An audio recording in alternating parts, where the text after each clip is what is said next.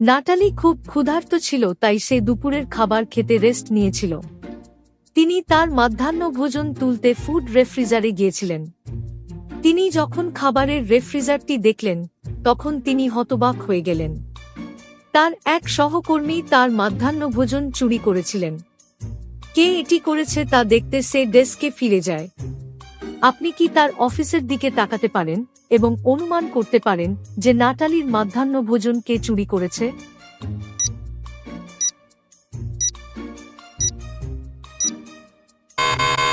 এ বর্তমান খাচ্ছে, একটি কলে ব্যস্ত এবং প্রচুর কফি খাচ্ছে। সি বাইরে থেকে কিছু অর্ডার করেছি।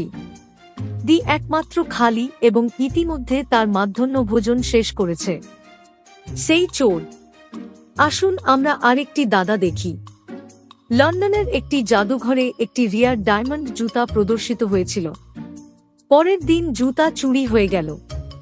এই বিষয়টি সমাধান করার জন্য মেহুলের সহকারী জেমসকে ডাকা হয়েছিল। জানিস জাদুঘরে প্রবেশ করে এবং প্রস্থান ফুটেজগুলি পরীক্ষা করে চোরকে খুঁজে পেয়েছিল। আপনি কি এই ফুটেজগুলি দেখতে পান এবং চোর শনাক্ত করতে পারেন?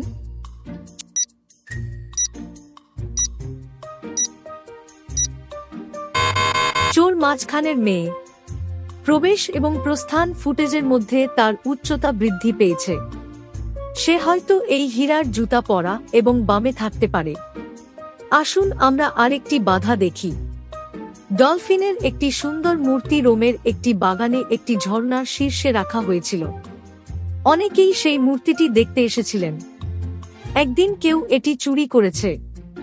মেহুলের সহকারী জেমস বাগানে ছিলেন। তিনি তাৎক্ষণিকভাবে ঝর্ণার কাছে এসেছিলেন। তিনি 5 জনকে সন্দেহ করেছিলেন এবং তাদের জিজ্ঞাসাবাদ করছিলেন। কুমার বলল, আমি অফিসে পৌঁছানোর তাড়াহুড়ায় ছিলাম।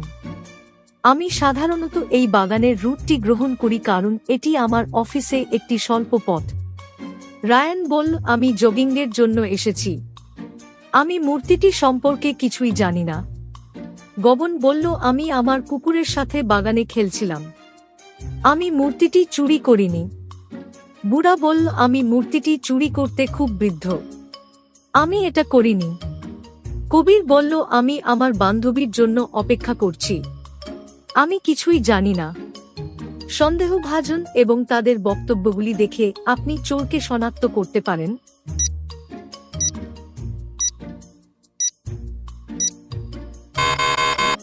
ডলফিন চুরি করতে আপনাকে ঝর্ণার ভিতর প্রবেশ করতে হবে, যার অর্থ আপনার ট্রাউজারগুলি ভিজে যাবে।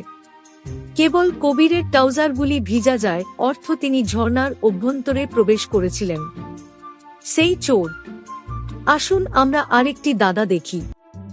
জনাব টিম এবং তার পরিবার সৈকতে একটি মজার সময় কাটাচ্ছিল। খেলার সময় বলবি গাছে হারিয়ে যায়। জনাব টিমের ছোট ছেলে বলে খুঁজতে বেরিয়ে গেল। তখনই কেউ তাকে অপহরণ করে। বেশ কিছু সময় পর যখন তার ছেলে আসেনি, তখন পরিবার তাকে খুঁজতে শুরু করে। মেহুল কাছাকাছি ছিল এবং এই সব ঘটতে দেখেছিল। তিনি ছেলেদের খোঁজ শুরু করেন। তিনি একজন ব্যক্তির সাথে দেখা করলেন, যিনি বলেছিলেন যে তিনি সকাল থেকে এখানে আছেন এবং কিছুই জানে না। মেহুল আরেকজনকে খুঁজে পাই যে বলেছে যে সে শুধু সমুদ্র সৈকতে পৌঁছেছে এবং কিছুই জানে না।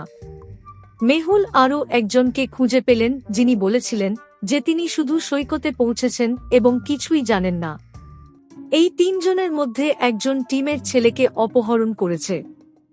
আপনি কি অনুমান করতে পারেন তিনি কে?